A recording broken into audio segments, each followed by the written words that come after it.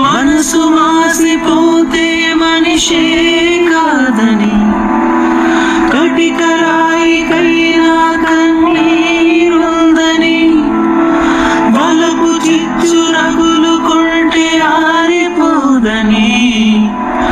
గడియ పడిన మనసు తలపు తట్టి చెప్పని